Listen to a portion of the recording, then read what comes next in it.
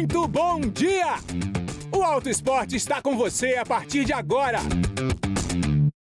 E mostra modelos novos já com muita história. Você vê aqui, ó, linhas retas e somente 2 portas. 2 décadas e meia depois ela vem aqui, ó, repaginada. O GPS ganha importância dentro do carro. Aqui é o GPS que também permite que apareçam setas aqui no vidro apontando a minha direção. Sapato para dirigir. Um calçado, por exemplo, com salto alto, ele tira um pouco a sua capacidade de mover o pé. A volta dos salões. E vamos economizar combustível. O preço do combustível está alto, então tem que economizar de todos os lados. Peças cansadas influenciam no consumo de combustível? Influenciam, mas quanto? Pois é, vamos ver o quanto vela, filtro de ar já usado e também pneu descalibrado e saber o quanto esses itens aumentam essa conta.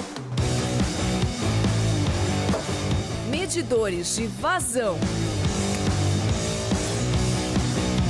e velocidade garantem exatidão do consumo em 4 momentos diferentes. Bora lá! Odômetro zerado. Bom, o carro aqui ele está com velas novas, filtro de ar novo, pneu calibrado. São 5 voltas. Durante essas 5 voltas eu não vou passar de 2.000 RPMs, bem como não vou passar de 50 km por hora. Essa é a chamada direção econômica. 5 voltas passam rapidinho. 45, 46, já botei uma 5ª marcha. E a hora que eu chego ali para o carro, eu pauso a medição, ó.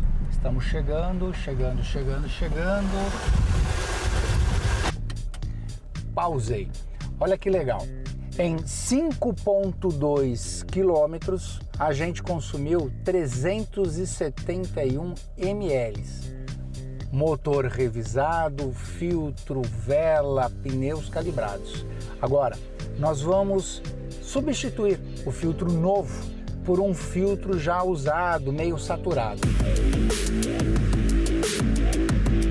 Olha a diferença de um filtro em bom estado perto deste que vamos colocar. Agora, por que quando ele já está do jeito que está aí, escuro, saturado, ele pode vir a influenciar no consumo de combustível? Porque além de permitir que todo o sistema de admissão fique contaminado com sujeira e partículas pesadas, ele ainda restringe um pouco a passagem de ar, tanto por conta de sujeira quanto por conta dessas dobras. Ou seja, quebradas. Chega uma hora que ele acumula tanta sujeira que ele acaba levando toda essa sujeira para dentro, ou seja, ele não filtra mais. Basicamente isso. 5 voltas novamente. 1 volta, 2 voltas, 3ª volta, 4ª volta, 371. Veja só com o filtro nós já chegamos ao mesmo consumo e ainda não terminamos o trajeto. Resultado, o marcador pulou para 420 ml, um aumento de 13% na queima de etanol. Passou de 14 km por litro, caiu para 12 km por litro. Agora, além do filtro, nós temos a influência da vela. A vela ela é responsável pela queima da mistura de ar e combustível do motor. Quando elas ficam mais desgastadas, ela tem mais dificuldade para fazer essa queima do ar e combustível. Então você literalmente perde potência no seu motor. E perdendo potência, você precisa pisar mais para andar a mesma coisa. Mais precisamente, 44 mililitros a mais de consumo, percorrendo o mesmo trecho. E se o pneu estiver descalibrado, além da borracha gastar mais rápido, vamos ver onde vai parar o consumo. Lembrando sempre que pneu murcho gera aí uma série de desequilíbrios, problemas de segurança, né, com o carro. A calibragem é 30% menor que a recomendada nas últimas 5 voltas.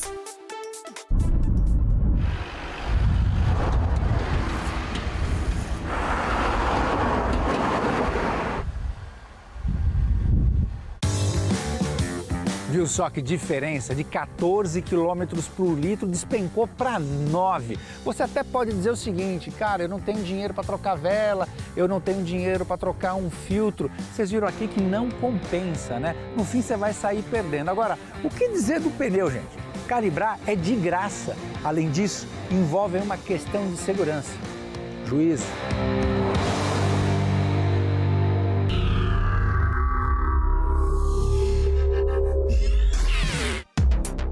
Sapatos e pedais. O casamento perfeito requer uma escolha adequada. Aliás, tão adequada que vale até entrar num laboratório de biomecânica.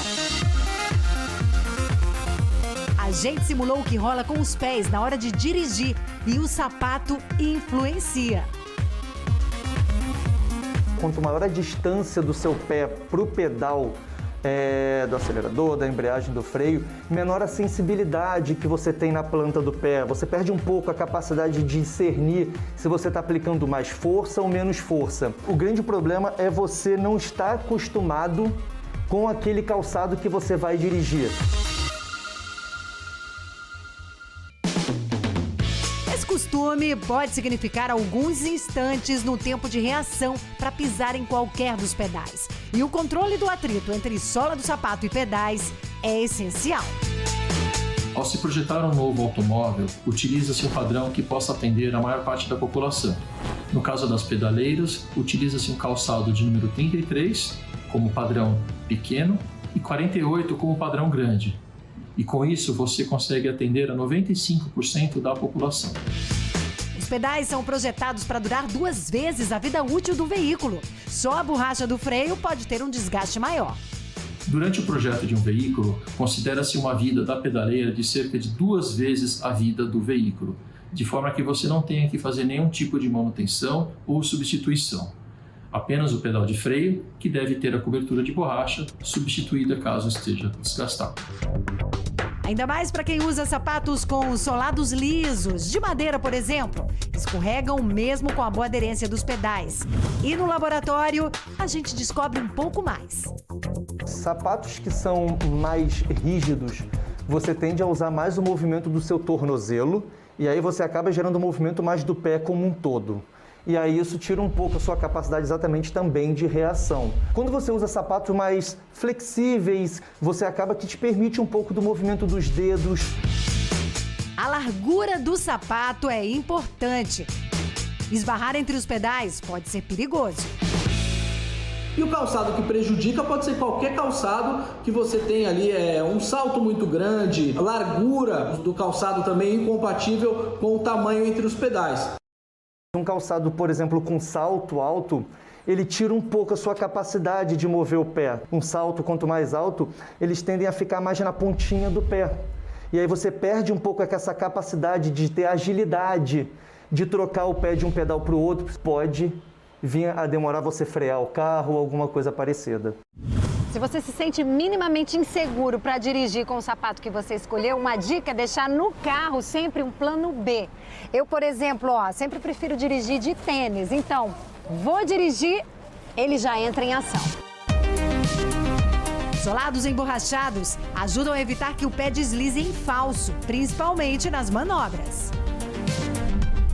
Não vale a pena arriscar, né? Porque a gente fica muito mais à vontade quando tá dirigindo com um sapato mais confortável. Só chinelos devem ficar de fora. O calçado que não se firma aos pés pode ser um chinelo, um tamanco, qualquer tipo de calçado que não tenha uma tira ali para prender a parte do calcanhar, principalmente. Então ele pode se soltar e com isso prejudicar a utilização dos pedais. Se você também se sente confortável dirigindo descalço, tá valendo, mas com moderação. O grande problema são aquelas pessoas que muitas vezes dirigem com assento muito afastado e aí acaba que o pedal fica muito em cima só dos dedos. Você usa muito mais os músculos dos dedos, que são músculos que muitas vezes são pouco treinados. E você dirigindo por longos períodos descalço com o pé cansado, aumenta a chance de um acidente. Leve em conta esses cuidados na hora de compor o figurino do dia. Daqui a pouco, a volta dos salões. Geolocalização. Novos, mas com muita história. O Auto Esporte volta rapidinho.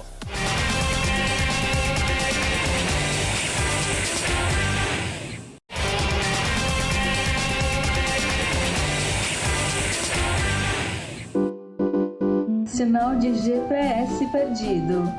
GPS pode falhar. Olha, acho que eu tô em cima do viaduto, eu tô embaixo. Bolinha parou, tá doida? Me acha aí, GPS. Me localiza. Recalculou 5 minutos a mais. Só porque eu e o GPS não estávamos na mesma sintonia. A antena do celular precisa de uma comunicação direta com os satélites. E dependendo do material que estiver entre eles, o sinal é quebrado. A antena ficar sobre vidro, plástico, borracha ou tecido não muda muito. Mas embaixo de um material blindado ou então do metal da própria lataria do carro, isso sim forma uma barreira considerável. O sinal que chega para o celular, ele tem que bater no plástico do painel, sobe para o teto e depois volta para cá. Não passa pelo teto. Olha aqui, tá me mandando virar à direita, mas não tem como, ó. Tem mureta. Continuo na pista do meio e agora ele acha que eu tô ali na da ponta. Tá mandando fazer o contorno aqui. Sinal rebatido muitas vezes gera atraso e faz com que o GPS e a gente se perca. Um jeito de minimizar isso é deixar o celular num local próximo ao vidro do carro.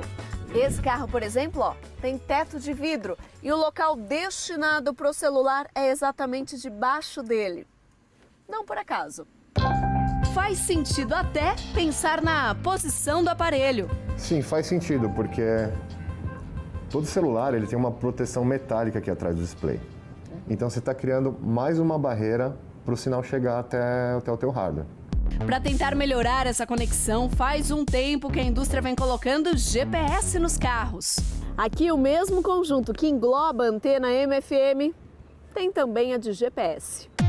O GPS nativo também pode vir instalado dentro, debaixo do plástico do painel, junto com a central multimídia. Eles eliminam a necessidade do espelhamento, o que gera mais uma etapa no percurso do sinal.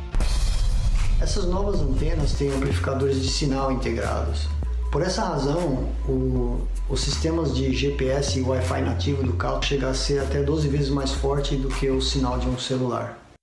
E claro, o tamanho da antena influencia. Enquanto que da central multimídia, a antena é tudo isso daqui. Então a gente tem 1/3, 1/4 do tamanho do celular só como antena, que é esse módulo aqui, ó. Com um GPS nativo, o sistema permite outras formas de interação. Aqui é o GPS que também permite que apareçam setas aqui no vidro apontando a minha direção, bem ali no head-up display. Ter no painel a placa da rua com a velocidade máxima da via. E tem modelo que até o direcionamento da luz do farol está associado ao GPS do carro. Sem colocar nenhuma rota, o navegador sabe o caminho que você está seguindo e ele coloca o facho do farol. Então, por exemplo, em cruzamentos, ele amplia o facho do farol para sinalizar aqueles outros carros que estão cruzando ali na sua via.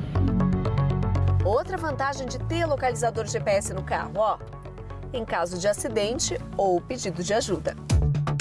Permite o acionamento de uma central de atendimento com transmissão de voz e dados, podendo inclusive fazer essa conexão com a central automaticamente no caso de um acidente mais grave, informando a localização exata, alguns outros dados do veículo, que permite um resgate muito mais rápido. As antenas GPS devem ditar uma grande mudança. Todas as montadoras ou têm essa programação de implantação desse tipo de produto no seu roadmap de desenvolvimento ou já estão implantando. Olha só, até força G e altitude aparecem calculadas. Se você tem informação de altitude, o GPS consegue saber que você está subindo o viaduto e você não está na via paralela que tem uma altitude mais baixa. GPS, antenas, tudo evoluindo para ajudar a gente a se localizar.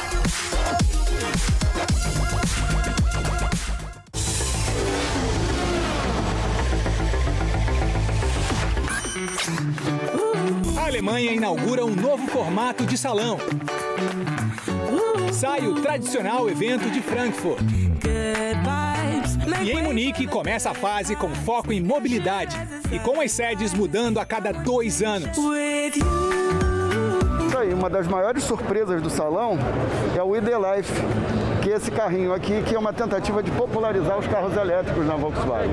O capô dele é feito de uma espécie de um tecido sintético, feito a partir de garrafa PET reciclada. Tem umas almofadinhas de ar aqui, tá vendo? Tem várias soluções criativas e a eletrificação é o carro-chefe do evento. A Hyundai traz o Prophecy, um sedã conceito sem vincos. E tem esse belo modelo de corrida. O Porsche Mission R parece até saído de um videogame.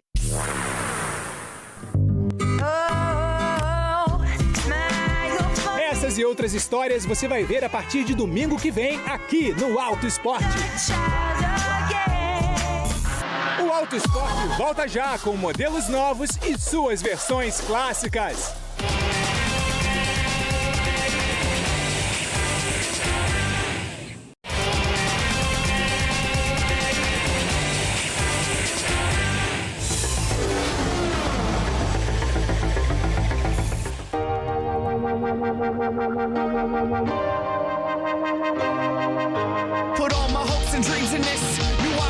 Modelos que estão de cara nova.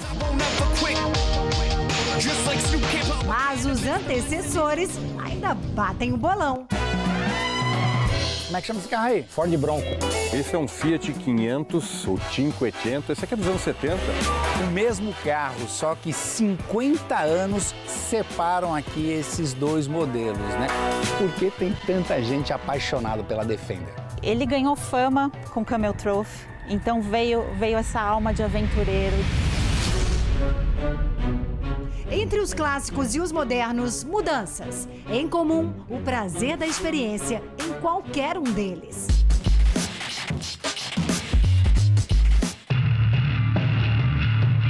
O Bronco 2 ele foi lançado em 1984 como uma versão mais urbana do Ford Bronco 1, que era derivado da F-150, e esse daqui é derivado da Ranger. Assim como acontece com esse, né? Ele tem uma versão mais fora de estrada, com motor 6 cilindros. Que tecnologias tinha, né, embarcado no Bronco desse período? Para a época dele, ele tinha coisas até à frente do seu tempo. Né? Ele tinha o sistema de tração Easy Touch, que ele acionava a tração 4x4 através de botões que vão no teto do carro, que depois eu vou te mostrar. Na terra e no asfalto, o negócio é dar conta do recado numa época em que nem se sonhava com eletrônica no automóvel.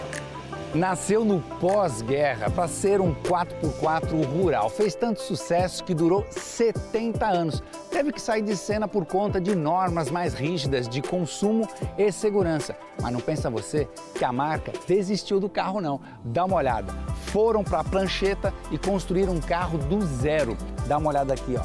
Como ambos são muito semelhantes. O contorno dele ficou bem parecido. Então, o capô chanfrado que os dois têm, a inclinação do teto, né? Então a gente tem esse teto chanfrado. Estes novos tempos trazem novidades e precisam valorizar também a história dos aprendizados. Nesse compacto, viradas importantes sobre vários temas. Esse é um carro que hoje não passaria em nenhum teste, absolutamente nenhum teste de segurança, de mobilidade, de conforto, de ruído. Nem cinto de segurança tem, rapaz. Agora, nós estamos falando de um carro 100% elétrico, né? As dificuldades aqui era o aço. Qual é, e se é que existe alguma dificuldade aqui nos tempos modernos? Esse carro tem capacidade de frear sozinho. Esse carro se encontra entre as faixas, então tira a mão do volante e ele vai se achar entre as faixas. Tem muita tecnologia e essa tecnologia exige chip. Então hoje o carro compete com o telefone celular. Experiência se faz com vivência e o modelo da década de 80 encanta. Essa daqui é uma versão Ed Bauer, para a época era a versão mais completa que tinha. Então ela vem com o interno claro, aquele detalhe dos pinheirinhos no banco, o painel imitando madeira. Mas ele dá o nível de combustível? O nível de combustível, se tem alguma lâmpada queimada, o nível do lavador de faróis. Bem aí no console central? Bem no console central. Ele infla a parte lombar do encosto. Você tá de brincadeira? Olha aí, rapaz! Que bacana! E funciona. Tô vendo aqui, ó. Esse carro teve um motor alterado por um V6 4 litros da Ranger mais moderna. Ela também usava um V6, só que com menos potência. O Fabiano agora acrescenta um novo episódio para contar sobre o Bronco. Bancos elétricos e como a central eletrônica cuida da aderência ao piso. Gostei do torque, hein? Motor com turbo nessa hora faz a diferença. Vamos ver a curva aqui. Aqui, se eu tivesse com o meu, a gente já estava dentro do restaurante, porque com aquele pneu daquele tamanho e com a suspensão com lift, a dinâmica muda muito. Enquanto isso... O câmbio é bem preciso, achei bem legal. Mas é um carro que você vê que, como ele é alto, ele é bem instável, né? Isso não se usa mais, né, gente? Vamos combinar, ó. Chamado quebra-vento, ó. Interessante achar as diferenças e semelhanças. E com obstáculos pela frente, quem não tem eletrônica vai no braço. Essa é a pior situação que a Defender pode encontrar, porque só com bloqueio central não vai mesmo. Aí, essa é a vantagem do controle de tração. O controle de tração vai. E foi. Um pouco de mordomia facilita. Inclusive, eu consigo colocar a câmera aqui no off-road, ó, e ver exatamente onde os pneus do meu carro estão tocando, a câmera frontal. Olha a posição da suspensão, né? Vamos dar a partida aqui. E olha que legal. A partida aqui, ó, você vira a chave aqui do lado esquerdo e essas duas alavanquinhas aqui, uma é afogador e a outra você dá partida no carro. É a própria partida. No embalo, desafio 0 a 100 por hora. Galera, César. Qual a ajuda que decide? Quase 70. Quase 70. Difícil chegar aos 100. Então, com baixo peso, você consegue ter melhor índice de consumo de combustível. E é um motorzinho pequenininho, 2 cilindros, 18 cavalos. E você está se divertindo com ele aqui na pista de teste. O 0 a 100 fica com mais emoção com a versão elétrica do Cinquecento. Até 25 km por hora ele faz um barulhinho para alertar os pedestres. Acima dos 25, se ele detectar pessoas, ele toca uma música italiana. Se tratando de elétricos, ainda há muito com o que se acostumar. Ele está usando agora 14 kW. Ele está mostrando para a gente a gestão do consumo da bateria, né? Ou o contrário, quando a gente aperta o freio aqui, olha lá, ó, ele regenera a bateria. Agora, pisa fundo. Evolução sem perder a diversão. O Auto Esporte fica por aqui. Bom domingo e uma ótima semana. E aí, Cezinha, gostou? Ó. É muito amor. Eu gosto de tecnologia, viu, gente?